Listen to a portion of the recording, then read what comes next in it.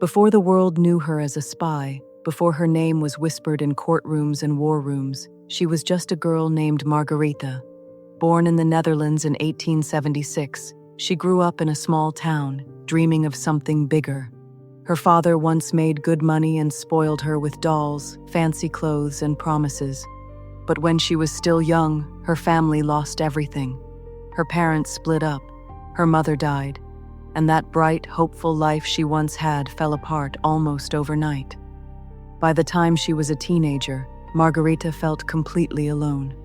She was smart, but people didn't take her seriously. She was beautiful, but that brought more danger than freedom.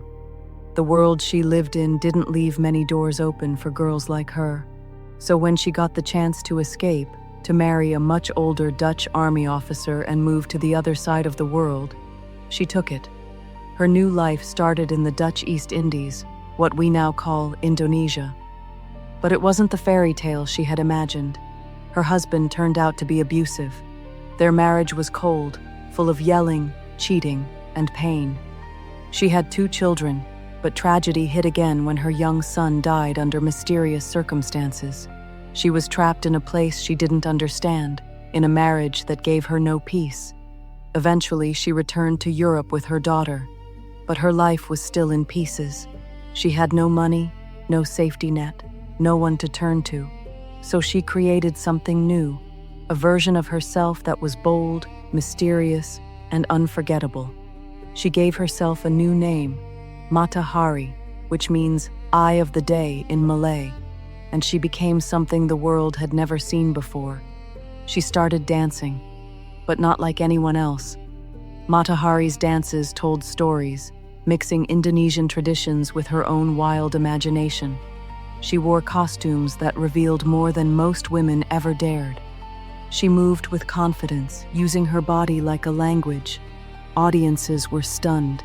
Men were obsessed. Women were curious.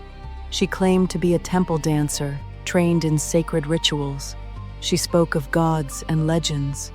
No one really knew what was true and what wasn't, but they couldn't look away. Within a few years, she was the most famous exotic dancer in Europe. She performed for kings, generals, and rich businessmen. She became a symbol of beauty and danger. But under all the sparkle and makeup, she was still Margarita, a woman who had lost almost everything and had built a new life from the ground up. Then the war came. World War I ripped through Europe like a storm. Countries turned on each other. Millions of soldiers were sent to the front lines, and spies became just as important as soldiers. Everyone wanted to know what the other side was planning. Everyone was watching everyone. That's when Matahari's double life really began. She had lovers in high places, French officers, German officials, diplomats from all over. She spoke several languages. She could move between countries. She had access, and she had secrets. The perfect setup for a spy. Both the French and Germans noticed her. Both wanted to use her. And maybe, just maybe, she played both sides. It's still not completely clear how deep she was involved. Some say she worked only for the French. Some say she gave information to Germany to protect herself. Others think she was just trying to survive in a world that gave her very few choices. What we do know is this: she was being watched. In 1917, the French caught her in their sights. They arrested her and claimed she had been working as a double agent, feeding information to the Germans that led to the deaths of thousands of soldiers. The newspapers exploded with the story. Matahari, the dancer, the seductress, the traitor. But when you look closer, the truth is messier. Her trial was rushed. She was not allowed to defend herself properly. Most of the proof against her was weak or circumstantial. The public didn't want facts. They wanted a story. They wanted someone to blame. And a beautiful, mysterious woman with a past? She was an easy target. She was found guilty, sentenced to death by firing squad. On the morning of her execution, she refused a blindfold. She stood tall, dressed in a tailored coat, and looked her executioners in the eye. She didn't cry. She didn't beg. Her last word was simply, "Merci." She was 41 years old. For decades after, people wondered, Was she really a spy? Or was she just a scapegoat? A woman who lived too freely, loved too boldly, and paid the price for breaking the rules in a man's world. Years later, historians uncovered new documents that suggest the information she passed on was either harmless or already known.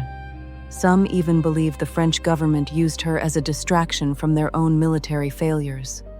It's possible Mata Hari was more pawn than traitor, but by then, it was too late.